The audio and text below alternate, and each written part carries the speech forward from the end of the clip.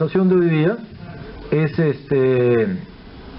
los orígenes del movimiento obrero en el Perú hacia fines del siglo XIX, comienzo del siglo XX, digamos los primeros 20 años del siglo XX, de fines del XIX, 1890 a 1920. Ese es el periodo que conversaríamos, a 1920. Bueno, en esta época nace el movimiento obrero. Tiene que ver con transformaciones económicas que ocurren en el Perú, que vamos a ver en algún momento con cierto detalle, pero hay como nacimiento del capitalismo. El capitalismo propiamente dicho aparece en el Perú. Antes lo que se había vivido era la época del guano, pero el capitalismo como sistema económico, las empresas, la ganancia, el mercado, la exportación en grande al mercado mundial, aparece en esa época, ¿no? Después de la Guerra del Pacífico, y eso va a traer el nacimiento del movimiento obrero, que cambia de una manera muy clara la composición del movimiento popular. No es que antes no hubiera pueblo, sí había pueblo, pero el pueblo que tiene como ingrediente, como elemento al movimiento obrero, va a ser un pueblo muy diferente, ¿no?, al anterior. Entonces, eso es lo que pasa en el Perú hacia fines del siglo XIX. Aparece la clase obrera. El país se capitaliza, se vuelve capitalista y aparece la clase obrera. En ese contexto, la conversación de hoy día tiene por objeto, primero, presentar al movimiento social, tomarlo en cuenta, y luego, a continuación, las dos corrientes políticas que se disputaban el liderazgo. Los mutualistas, que son una corriente más antigua, que viene de la tradición, y que es el clientelismo que todos conocemos el día de hoy, adaptado a la época. Ya hablaremos de los mutualistas con un cierto detalle, y en vez de ellos, en la controversia con el mutualismo se halla la corriente anarcosindicalista, que también tendremos ocasión de presentar cuáles sus fuentes ideológicas, quiénes son sus principales representantes, cuáles eran sus medios de prensa, cuál era el alcance de su política, qué era lo que pretendían, qué lograron y cuáles fueron sus límites, cuál fue su fin, ¿no?, el fin del anarcosindicalismo, que viene a continuación. Entonces, esos son los objetivos de la conversación de hoy día. Digamos, tres grandes, ¿no? Presentar el desarrollo del capitalismo, el nacimiento del movimiento obrero, uno. Dos, los dos grupos políticos que colisionan, que conflictúan en pos del liderazgo del movimiento popular. Mutualistas y anarcosindicalistas, sus combates y su devenir. Bueno, yo aquí, como les decía, es que hago la primera de mis interrupciones para recoger sus preguntas, opiniones sobre lo dicho y poder ir hilvanando una conversación tomando en cuenta el punto de vista de ustedes. Ustedes dirán, ¿quién quiere hacer uso de la palabra? ¿Tú dirás? Doctor Zapata, cuando hablas del nacimiento del capitalismo en Perú, o cuando el capitalismo tiene un inicio ya concreto, hablas del capitalismo industrial, ¿cierto? Y por ende del capitalismo que origina la clase obrera. Sin embargo, el Perú era semifeudal o feudal, como quiera llamarse, en gran parte del territorio. No era que el capitalismo se focalizaba en Lima, tal vez en Arequipa y en alguna otra ciudad, pero que el gran espacio social y económico era precapitalista, no era capitalista en sí mismo. ¿Estoy en lo cierto o no? Grosso modo sí. Ahora, en cierto sentido no. Voy a explicar. El Perú aún era precapitalista, esa idea es correcta. De lo que estamos hablando es el momento del nacimiento del capitalismo. Entonces, el momento que el capitalismo, digamos industrial, como bien has precisado, ¿no? El capitalismo industrial y por ende la clase obrera aparecen, no es un momento en el cual aún son predominantes, es el momento de su nacimiento, en medio de un mar precapitalista que aún es mayoritario en términos numéricos. Es obvio que la población precapitalista, digamos, viviendo en sistemas semiserviles, es mayor numéricamente que la población que entra como obrero ya al movimiento industrial. Entonces, estamos hablando del nacimiento del capitalismo, no de su predominancia. Y en eso tienes razón al resaltarlo. Ahora, por otro lado, no era en Lima.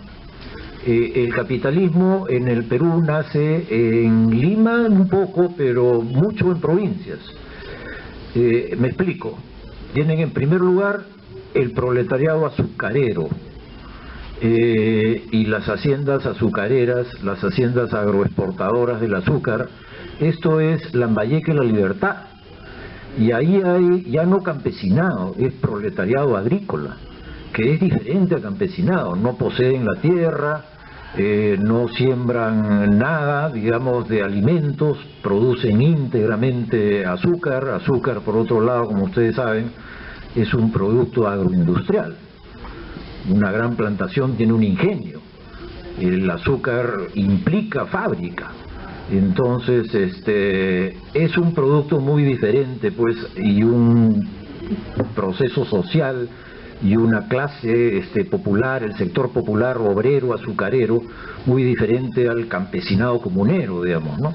Incluso al campesinado comunero de Piura, muy diferente. Entonces, están haciendo esto en Chiclayo, Trujillo,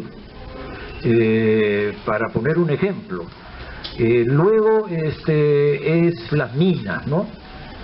Y eso es, pues claro, una vez más, la región central del país, que también es el interior, es Cerro, es también La Oroya, ¿no? En este periodo es que la empresa Cerro de Pasco Corporation pone en marcha la fundición de La Oroya, y entonces es Cerro gran centro productor, y dentro de Cerro varios, ¿no? Varios lugares, en realidad una chancadora por ahí, y luego lo que estamos hablando, ¿no? El complejo metalúrgico de La Oroya. Había olvidado en el departamento de Piura, para hablar una vez más del norte del país, el petróleo. Talara, el petróleo, una refinería, pozos, una empresa imperialista, la International Petroleum Company, de origen norteamericano, como ustedes saben. Entonces, el capitalismo está naciendo no solo en Lima también. En Lima es un capitalismo más industrial. Lo que hay en Lima es fábricas textiles, en Vitarte, que son de algodón, y fábricas también textiles de lana, Santa Catalina, que queda en La Victoria. Estas dos son las fábricas grandes textiles. En Vitarte en realidad hay varias, y hay una industria en Lima de alimentos, bebidas, cerveza, bebidas gaseosas, galletas, molinos para fideos. Entonces hay alrededor de textiles y alimentos un movimiento obrero industrial en Lima, ¿no? Pero en estas otras industrias extractivas, petróleo, minas, y en el azúcar, ¿no? Que en realidad no es una extractiva, es una agroindustrial, está apareciendo un proletariado a nivel nacional, ¿no? Eso es,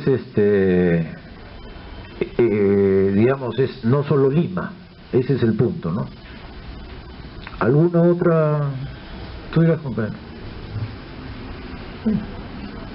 Cualquiera es. Bueno, mi pregunta es, por ejemplo, cuando el capitalismo recién llegó, de alguna u otra manera ese campesinado que bueno, se convirtió en obrero, pudo más o menos como ampliar un poco su libertad, su independencia, ¿no es cierto? Porque antes las haciendas, bueno, de alguna otra manera no tenían esa dependencia, ¿no?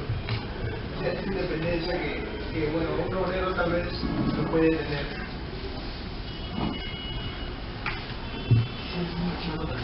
Bien. Leí un poco al Tom.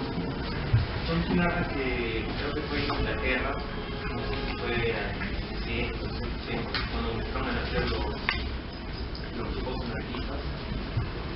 Habla acerca de una frase que se me dio mucho, que decía: ellos deploraban el nuevo espíritu de los tiempos, acumular riqueza, olvidándolo todo menos a uno mismo, como un cruel ataque a su libertad, cultura y soberanía. Entonces eso me hizo entender que los obreros tenían, a partir del nacimiento del capitalismo, una promesa de que ellos iban a ser libres, de que ya no iban a ser esclavos, ni que iban a tener pues, un señor. Y que con la promesa del capitalismo, de la democracia, ellos tenían una promesa. Esa promesa se veía en los obreros del Perú, en el sector obrero, campesino, cuando se creó después de la guerra de había cierta promesa que hablaban los grupos anarquistas de Inglaterra. Ya. Vamos por partes. Entonces vamos a ir primero contigo. El punto era exactamente, hazme recordar. Claro, el paso de campesinado a obrero, ¿no? Obrero. Ya. Lo primero que hay que decir es que no fue voluntario, en el sentido que existe la figura del enganchador. Los campesinos no quisieron volverse obreros.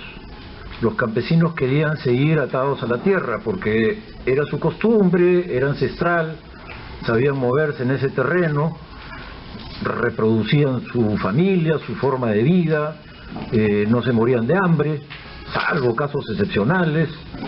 Y bueno, entonces entre el campesinado de la época hay que distinguir entre dos formas básicas: el campesinado, que es peón de hacienda, que en realidad es como el régimen de servidumbre, ¿no? Cuando se habla de semifeudalidad o de feudalidad, lo que se está diciendo es que un porcentaje grande del campesino es siervo de terratenientes, de gamonales.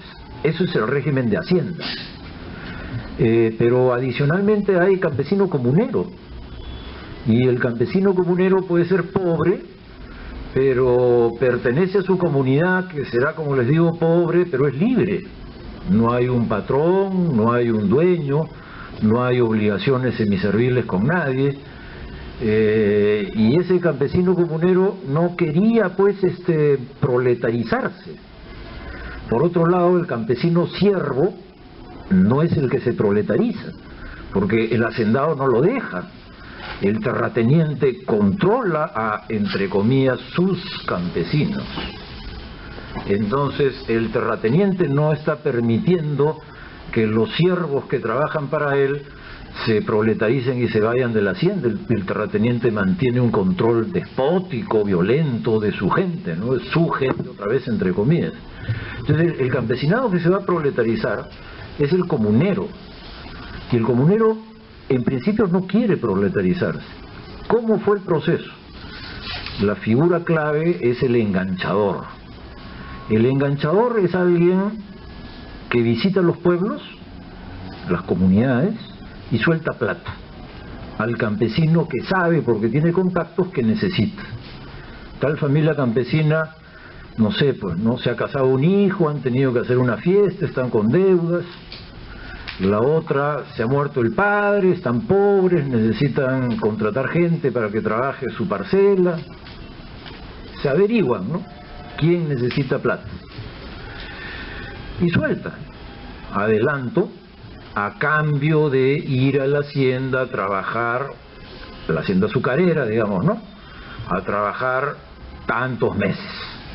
Y entonces con ese criterio los enganchadores recorren la sierra de Cajamarca trayendo campesinos a trabajar a las haciendas azucareras de Chiclayo, de Trujillo, la Sierra de la Libertad también, ¿no? Y ahí hay entonces formación de clase obrera proveniente del campesinado, obligado en realidad, coerción económica, ¿no?, por los enganchadores. Luego en la hacienda habían mecanismos para que permanezca, y eran sencillos, ustedes conocen, era la tienda, ¿no?, la llamada la mercantil, y que consistía en que no había pues libertad de comercio dentro de la hacienda, solamente había una tienda que era del dueño, que vendía todo bien caro y fiaba. Entonces el campesino iba endeudándose, pues no dependía de la disciplina personal, ¿no? Si tú habías ido por 6 meses y la hacías y eras austero, a los 6 meses estabas de regreso en tu sitio, si querías, ¿no? Pero si no eras austero, y esto es frecuente en el Perú, entonces te ibas endeudando, pues entonces ibas por 6 meses, pero al año no habías terminado de pagar tus deudas, quizá tu deuda había crecido y entonces te acabas quedando. Que en el fondo era el propósito, ¿no? El propósito era que se proletaricen, tener una mano de obra fija, estable, entrenarla, educarla pues en sus labores, ¿no? Entonces el propósito de las empresas, de los varones del azúcar, es tener un proletariado estable, y los enganchadores son los que articulan, ¿no? Lo mismo ocurre en las minas. El proletariado minero de 1900-1930, todo es reclutado por enganchadores en las comunidades de la región, ¿no? Entonces, esta es una primera idea. El tránsito de campesinado a proletariado es como doloroso, ¿no? Obliga a coerción. La coerción es económica, adelantos y luego deudas, para obligar a la gente a romper el vínculo con la tierra. Esa es una primera idea. Luego, la promesa de libertad a la que alude precisamente es la idea de los anarcosindicalistas, ¿no? Ya veremos a continuación, cuando entremos a comparar mutualismo y anarcosindicalismo, las ideas de los anarcosindicalistas son precisamente ideas de libertad individual, ¿no? González Prada, que fue anarquista, que escribía muy bien, tiene una serie de artículos, y bueno, la prensa anarcosindicalista es conocida, ¿no? Los periódicos de los anarcosindicalistas están en la Biblioteca Nacional, se puede leer la prensa directamente, hay bastantes publicaciones. Entonces el discurso libertario, ¿no?, que es el discurso de los anarcos, es eso, pues libertad, y la idea que desapareciendo el Estado, su diferencia con los comunistas es que los comunistas siempre quisieron capturar el poder del Estado para ponerlo al servicio de los intereses populares. En vez de ello, los anarquistas se están planteando que el Estado en sí mismo es el enemigo, y que de lo que se trata es de destruirlo, que no haya Estado, que si esto ocurre, que desaparece el Estado, entonces la gente será libre, y vivirá la gente en cooperativas, comunidades, piensan en cooperativas y federaciones de cooperativas, sin fronteras nacionales, todos hermanados, y sin disputas territoriales ni patriotismo, y la idea que si se desaparecen los funcionarios públicos, si no hay presidentes, no hay alcaldes, no hay funcionarios en general, congresistas, tampoco hay uniformados, porque eran muy enemigos del ejército, de las Fuerzas Armadas y de la policía, y tampoco hay curas ni monjas, porque además eran enemigos de la religión.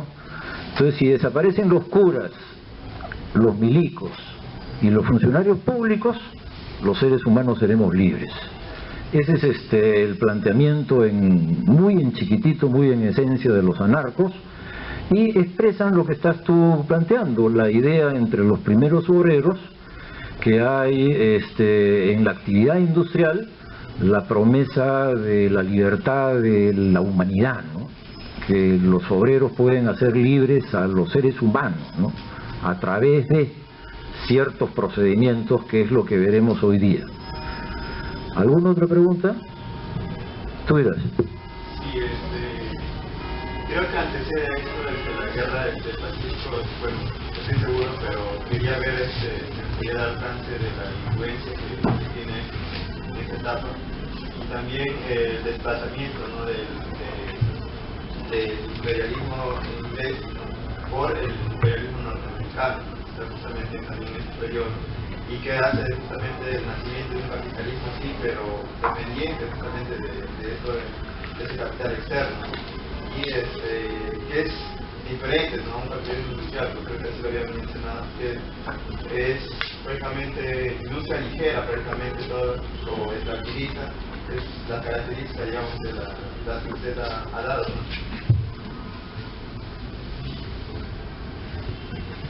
La Guerra del Pacífico termina una época del Perú y empieza un periodo nuevo en el cual nos hemos situado, que es el periodo de reconstrucción nacional, que se llama, que sigue la derrota, y luego, a continuación de reconstrucción nacional, viene el periodo que se llama República Aristocrática, que es en propiedad la época que la que estamos hablando, 1895-1920, República Aristocrática. Dice Basadre, ¿no? Ahora han cambiado el nombre, le dicen el segundo civilismo, pero ese es el periodo, y ya la Guerra del Pacífico terminó. Hay un antes y un después que marca la guerra. En esencia, antes éramos un país rentista, vivíamos de la renta de un producto, como Venezuela hoy día del petróleo, en el caso nuestro fue el guano. Y cuando el guano empezó a agotarse, el salitre, que es como lo mismo, ¿no? Otro producto semejante, diferente, otro distinto, pero parecida la idea, ¿no? Un producto y vivir de una renta. Mientras que después de la Guerra del Pacífico, el Perú tiene una economía diversificada. Habrá azúcar, no hemos hablado del algodón, pero hay algodón, azúcar en la costa, petróleo en la costa norte, lanas en Arequipa, Puno, Moquegua, exportación de lana, ¿no? Tanto de oveja como de alpaca, a través de Arequipa, moviendo y al mercado mundial. Y luego el proletariado minero del cual estamos hablando en el centro del país, una refinería en Loroya, que para la época es un gran adelanto tecnológico, y luego en la selva, que no hemos mencionado tampoco, pero es la ocasión, el desarrollo del caucho. Entonces el Perú de 1900, digamos, a diferencia del Perú de la Guerra del Pacífico y para atrás, no depende pues de un producto, no es guano y una renta, es una economía diversificada a nivel nacional. En toda ella están haciendo la clase obrera, y cada una con sus particularidades regionales, en una más claramente clase obrera, en otras formas hasta esclavistas, ¿no? En el caso del caucho, formas esclavistas, ¿no? Pero bueno, está naciendo el capitalismo con todas las miserias pues que trae el capitalismo. Nadie dice que el capitalismo es pulcro, al contrario, es miserable, espantoso, explotador, basa en la plusvalía, la ganancia, pues, ¿no? Entonces es explotar la mano de obra de una manera lo más intensa posible. De tal forma que eso es lo que está ocurriendo en el Perú hacia 1900, ¿no? El nacimiento del capitalismo. Ahora, ¿es un capitalismo nacional? No, no lo es. El Perú nunca hubo desarrollo nacional independiente. Veníamos de colonia, y en la era colonial pues todo era España. Y una vez que nos liberamos y adquirimos independencia política, Sin embargo, los negocios internacionales cayeron en manos de Gran Bretaña. Y así fue, en realidad no hasta esta época, hasta poco después. Estados Unidos se vuelve predominante en el Perú en la época de la Primera Guerra Mundial, 1914-1918. Ahí es el tránsito de la hegemonía británica a la norteamericana. Entonces, hacia 1900, están apareciendo cada vez más negocios cuyo origen es norteamericano. Por ejemplo, la Cerro de Pasco, hablando de las minas del centro, capitales norteamericanos. Pero en el petróleo, por ejemplo, inicialmente fueron ingleses. En cierto momento compran los gringos, ¿no? Compra la International Petroleum Company y ahí aparece Estados Unidos. Pero originalmente las compañías petroleras iniciales, la Lobitos, eran ingleses, ¿no? Entonces está hacia 1900 apareciendo con fuerza el capital norteamericano, pero todavía el Perú, de una manera integral, el capital extranjero predominante todavía sigue siendo el inglés. Con la Primera Guerra Mundial esto termina. Y es fácil de entender por qué. Con la Primera Guerra Mundial se interrumpió el comercio con Europa. La Primera Guerra Mundial son los submarinos, hundiendo los barcos mercantes, submarinos alemanes.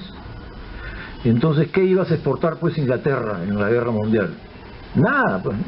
Exportabas, corrías el riesgo de que a mitad de camino los alemanes hundan tu envío, y chao, ¿no?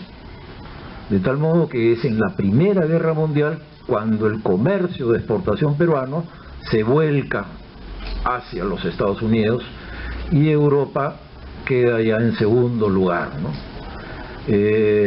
Por ahora entonces estamos aún en una fase transicional, ¿no? Todavía, en la época que nos hemos situado, todavía Inglaterra es. Antonio. Una pregunta más y paso adelante a un nuevo tema. Tú dirás. La relación que hay, hubo o no hubo, entre el movimiento obrero, post-guerra del Pacífico, con el movimiento campesino. Si los nuevos obreros fueron de origen indígena, el movimiento campesino, por ejemplo, de Lucho Pedro y Atusparia, no se vinculaban de alguna manera con los obreros de las haciendas azucareras o de las mineras o baneras. ¿Hubo o no hubo una relación entre estos movimientos? Alguna, pero vamos entonces para el punto que estás planteando.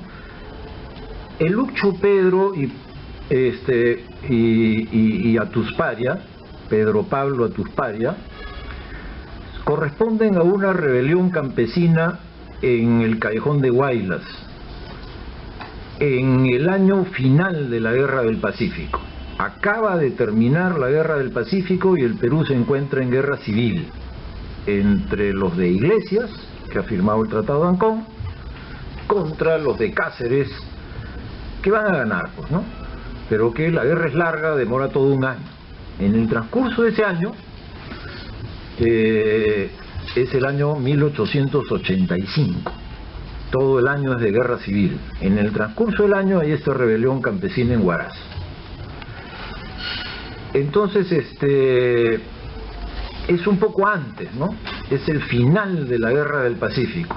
En ese momento el Perú está hecho polvo y el prefecto de Huaraz tuvo la mala idea de querer cobrar el viejo tributo colonial, el tributo de indios, que solo pagaban los indios, el tributo, pues, que era un dinero que se le pagaba al rey de España, que solo pagaban los indios, que era el concepto de nación derrotada que daba un tributo para que el rey administre a esta nación. Y ese tributo se había seguido cobrando en la era republicana, le cambian de nombre nada más, ¿no? De tributo pasa a llamarse contribución, pero sigue cobrándose. Y a lo largo del siglo XIX hay una época en que se declara abolido y unos años después, alguna urgencia del fisco, lo declaran restablecido. Y así va.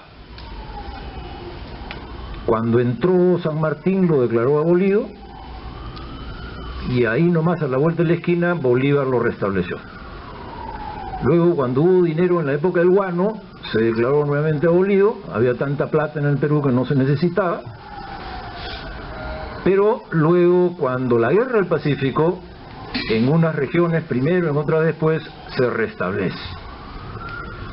Cuando lo quieren cobrar en Huaraz, los líderes de las comunidades van a quejarse porque la tasa es muy alta, quieren negociar, ¿no? Van conducidos por el cacique mayor, digamos, de la región esta de Huaylas, y que es este señor Atusparia, y en el momento que están en la negociación, el prefecto tiene la pésima idea de humillarlos, tratarlos mal, gritarlos, insultarlos, hacerlos azotar, y la humillación mayor les corta el pelo, la coleta. Y esto lo toman como una afrenta monumental, ¿no? Una humillación terrible. Y ahí viene la sublevación, ¿no? Ahí es que se sublevan en masa los indígenas, ahí es que toman Huaraz, ahí es que habrá guerra, ¿no? El ejército manda una división, hay enfrentamientos, finalmente van a perder los indígenas. El Lucchu Pedro es como el jefe militar, ¿no?, de la rebelión, y él va a seguir después de que se rinde Atusparia, va a seguir y finalmente va a ser muerto, ¿no? Es como un guerrillero. Pero Atusparia salva la vida, no es ajusticiado, y tiene la buena fortuna pues que a fin de año cae Iglesias, cae ese grupo, digamos, que lo tenía preso, y entra Cáceres, ¿no? Y entonces va a tener como un cierto reconocimiento a Atusparia, ¿no? Cáceres lo invita a Palacio, llega a Palacio, hay un encuentro, en algún periódico hay la noticia, no la información del encuentro entre Atusparia y Cáceres, y Cáceres le da un cierto premio, ¿no? Le da una beca al hijo. El hijo recibe una beca para su educación. Entonces, la historia de Atusparia daría más bien para una cierta reconciliación con el Estado, ¿no? Rebeliones campesinas cuyo resultado final es una cierta reconciliación con el Estado. Hay un historiador norteamericano muy bueno que ha hecho un estudio sobre el Huaraz indígena después de Atusparia. Y la idea es que hay un robustecimiento, fortalecimiento de la economía campesina, como que se liberan del Estado, de los terratenientes, gracias a Atusparia, y los siguientes 20 años al campesinado de Huaylas le va bien. No lo fastidian tanto, no le quieren sacar tanta plata, los dejan un poco libres. Eso es un poco Atusparia, ¿no? Ahora, la pregunta de fondo es si hay relación entre campesinado y movimiento obrero. En algunas regiones más, ¿no? En donde es más pronunciado esto será en el centro, pues, ¿no? En el centro del país las relaciones entre campesinado y el movimiento minero, en realidad, ¿no? Ahí son los mineros de la Sierra Central y el campesinado de la Sierra Central. Ahí sí la relación es mayor que en otras regiones del país, ¿no? Porque los comuneros no dejan de ser comuneros, ¿no? Son mineros, ganan mejor, pero mantienen la relación con la comunidad, ¿no? Van a la comunidad, son los padrinos porque tienen plata, hacen la fiesta, mantienen sus derechos en la comunidad, y entonces hay un ida y vuelta entre minero y campesinado comunero de la Sierra Central. Esta es la región donde el fondo de tu pregunta tendría alguna respuesta positiva. Sí habrá en unas regiones más que en otras. La más clara a mi mente ahora, contestando lo que preguntas, es esta, el caso de la Sierra Central. Fue muy bien estudiado por Alberto Flores Galindo, recordado Tito Flores, en uno de sus trabajos juveniles sobre los mineros de la Sierra Central, que es lo que estás preguntando, la relación entre mineros y comuneros, cómo era, cuán intensa, las idas y vueltas, ¿no?, de minero, campesino, comunero. Bien, ¿alguna otra pregunta? Y ya, última, paso a una siguiente idea. Tú dirás. Buenas noches. Creo que es importante también definir el contexto cultural de cómo se ha iniciado el capitalismo. Mi pregunta está referido a cómo se ha ido dando o con qué pensamiento se ha ido formando las universidades en ese entonces, ¿no? Estamos hablando a finales del siglo XIX, inicios del siglo XX. Entonces, ¿cómo se ha ido formando el pensamiento de la juventud, de los nuevos profesionales en estas nuevas escuelas de estudio? Ya.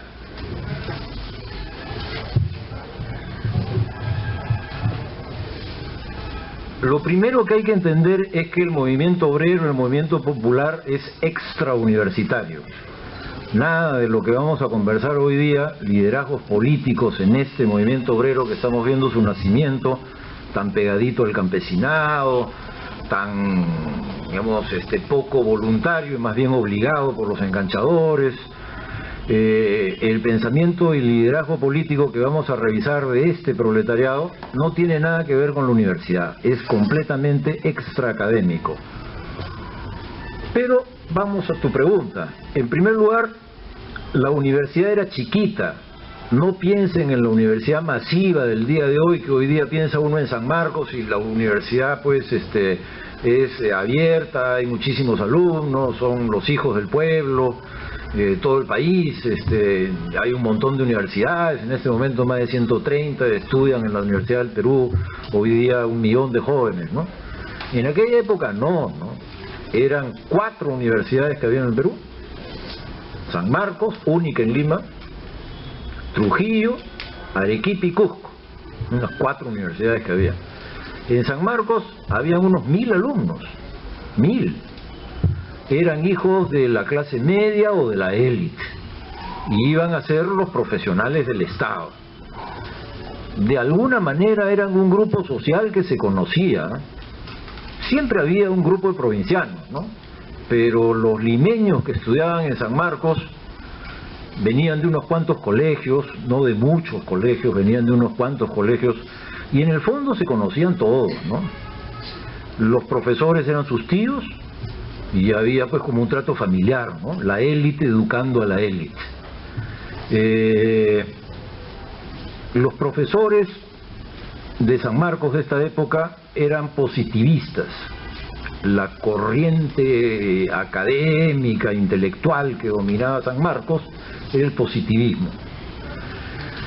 Y el principal líder, digamos, de San Marcos, del positivismo en San Marcos, es alguien que tiene un nombre muy conocido pero que nadie lo conoce, que es Javier Prado.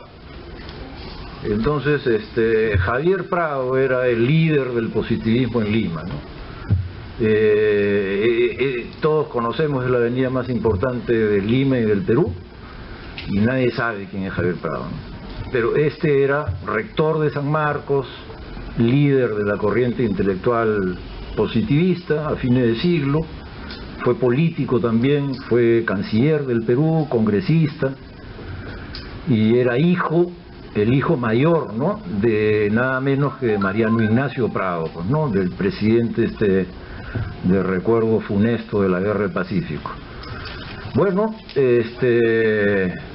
eso era, ¿no? Pero no guarda relación directa con, digamos, el mundo ideológico, los debates en el seno del movimiento popular, ¿no?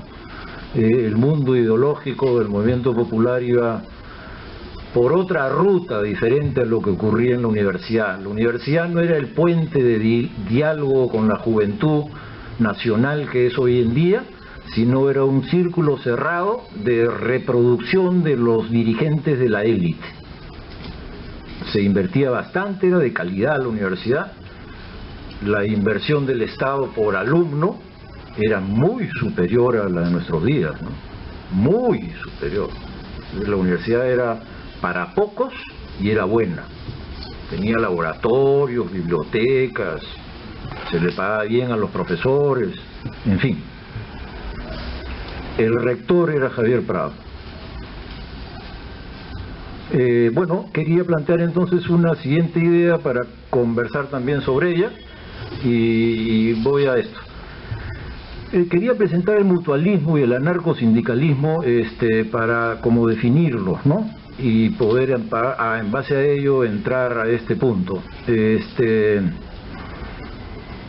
primer lugar, los mutualistas son una vieja corriente en el movimiento popular organizado. Vienen en realidad desde el fondo de los tiempos, de la cultura política de la era colonial, que se prolonga en el siglo XIX y que llega hasta comienzo del siglo XX.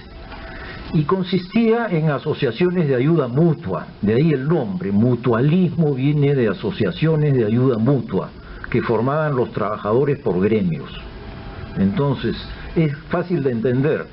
Los carpinteros, los sastres, etcétera, cada uno tiene una asociación de ayuda mutua entre los integrantes, que son de ese oficio. Y se traduce en que mes a mes pagas una cotización, hay una directiva, una caja, probablemente algunas inversiones, porque estas asociaciones duran generaciones, y cuando el asociado pues necesita plata, que siempre se necesita si uno es trabajador, lo que decíamos, ¿no? Se casa la hija, hay que hacer el matrimonio, no sé, pues, ¿no? Se muere el padre, hay que hacer un funeral, necesidades de la vida, vas pues ahí a tu asociación de ayuda mutua, ahí te dan el préstamo. En eso consiste, ¿no? Al final de la vida financian tu sepelio, etcétera, ¿no? Una serie de beneficios.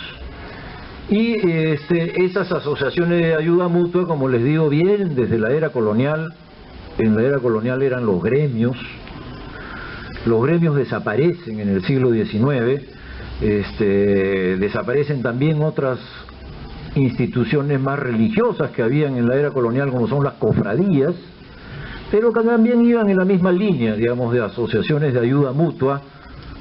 En el caso de las cofradías era en función a una devoción, y en el caso de los gremios en base al oficio.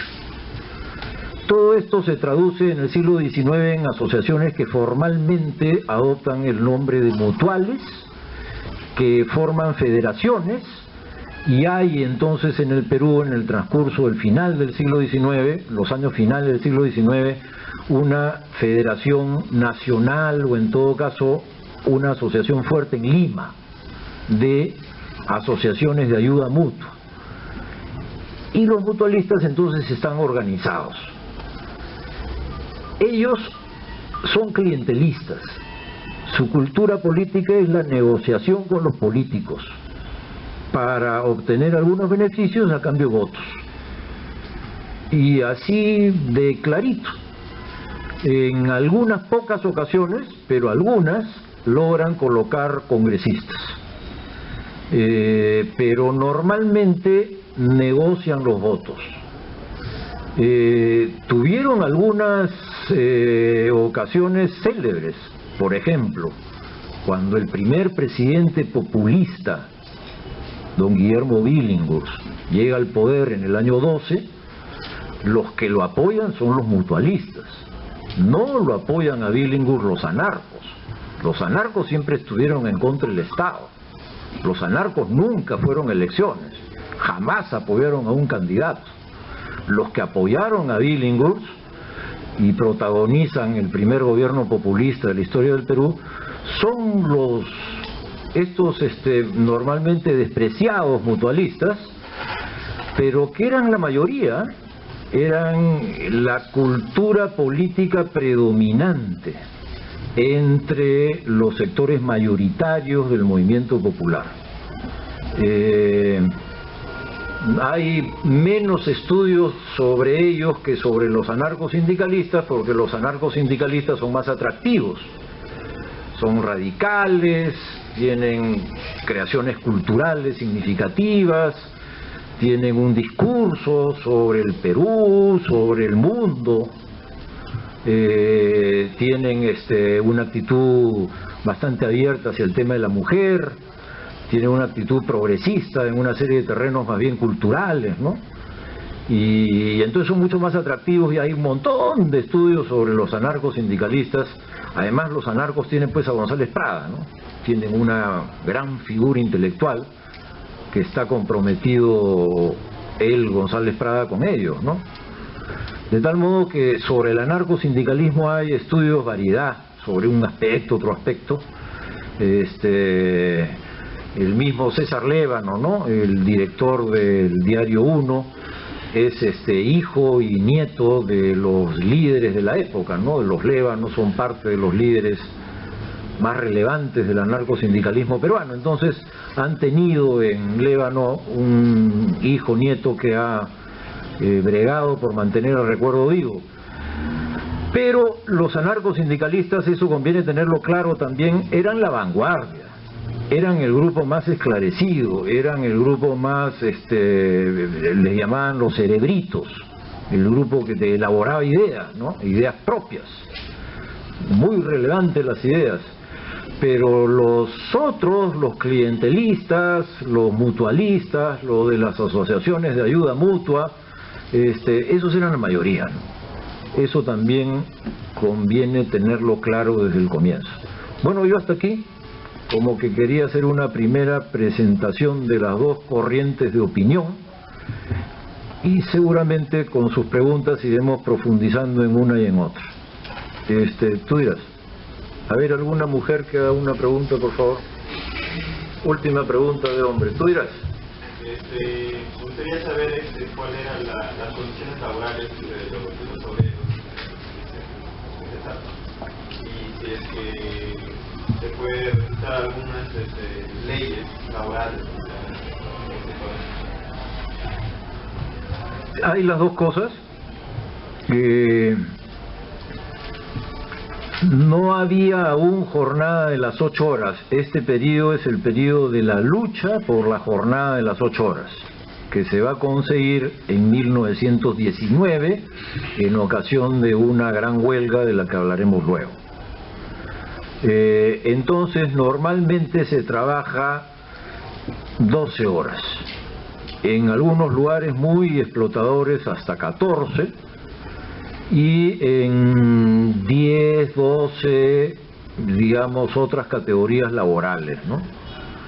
12 es lo normal, digo, 10 en mujeres y niños, porque trabajan mujeres y niños en proporciones superiores a la que uno podría creer, y entonces un poco menos en horas que los hombres, las mujeres y niños, pero todos trabajando más de 8 horas. Otra característica es que los salarios son bajitos. Nadie como obrero asalariado está haciéndose rico, ni mucho menos. Salarios bajos, percepción de condiciones de vida más bien pobres, ¿no? Los mineros viven en campamentos, las condiciones de vida en los campamentos es bastante pobre, ¿no? Pocos servicios y lugares inhóspitos, ¿no? Al lado de las minas, lugares inhóspitos, no viven cerca de la ciudad, viven como retirados, ¿no? Y bueno, los obreros de la ciudad en barrios populares, pues, ¿no? Entonces nadie está haciendo dinero como obrero, condiciones salariales bien apretadas y jornadas de trabajo más bien, como estoy diciendo, largas y prolongadas. Una vida llena además de problemas que hoy día serían considerados de salud, ecológicos, ¿no? Nadie cuida nada, ¿no? Empieza la refinería de La Oroya, por ejemplo, y los humos de La Oroya arruinan los pastos de un montón de haciendas del Valle del Mantaro, ¿no? Tierras de comunidad, tierras de hacienda, que se deterioran inmediatamente por los humos de la refinería de Loroya. Entonces, preocupaciones ecológicas cero, y esto lleva también a preocupaciones por la salud, ¿no? La salud del personal laboral, del personal de los trabajadores, súper descuidada, pues, ¿no? A nadie le preocupa mucho, pues, la salud de los trabajadores. Entonces, digamos que la vida de un obrero debía ser como pobre y corta, ¿no? Y más o menos violenta, ¿no? Entonces, condiciones de vida duras, pues. El nacimiento del capitalismo es en medio de, es un parto duro, ¿no?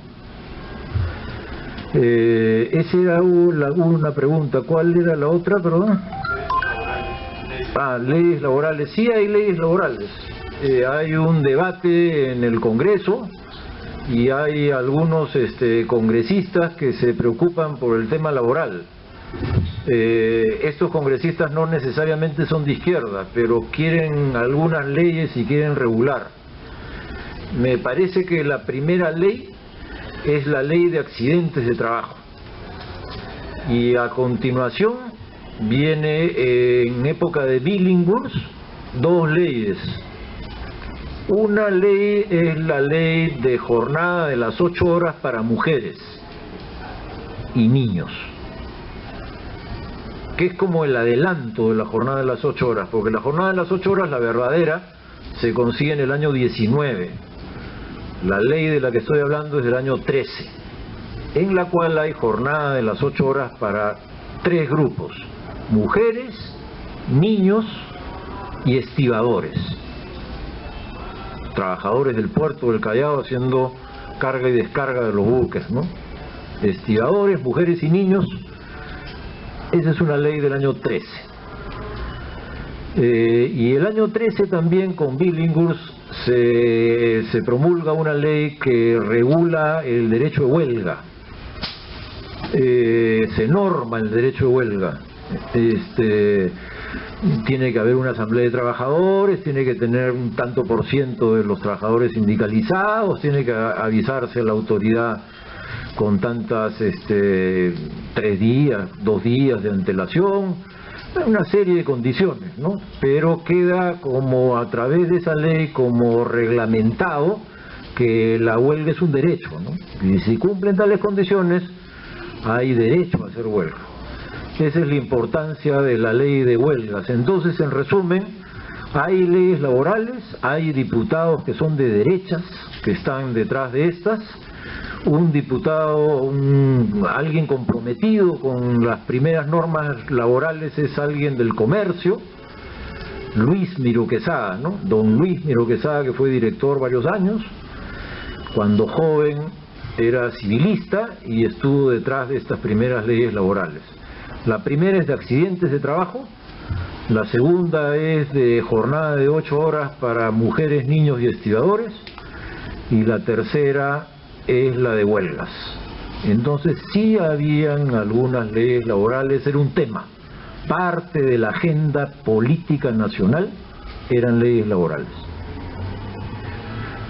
¿Alguna otra pregunta sobre, tú dirás? Bueno, ya que menciona la presencia femenina que ha existido más allá de lo que podríamos imaginar, ¿qué representantes nos vieran dando de la corriente anarquista y de parte del mutualismo? En mi conocimiento, por ejemplo, me gustaría saber.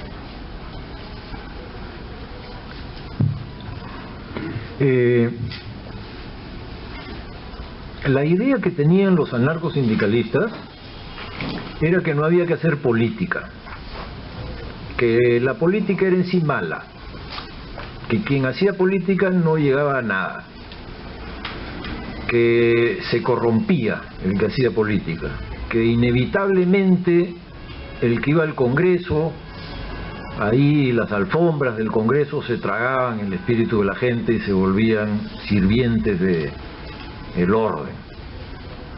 Entonces que había que alejarse de las elecciones, alejarse completamente de todo esto. ¿Cómo llegar al poder? ¿Cómo transformar la sociedad? ellos predicaban que habían dos mecanismos.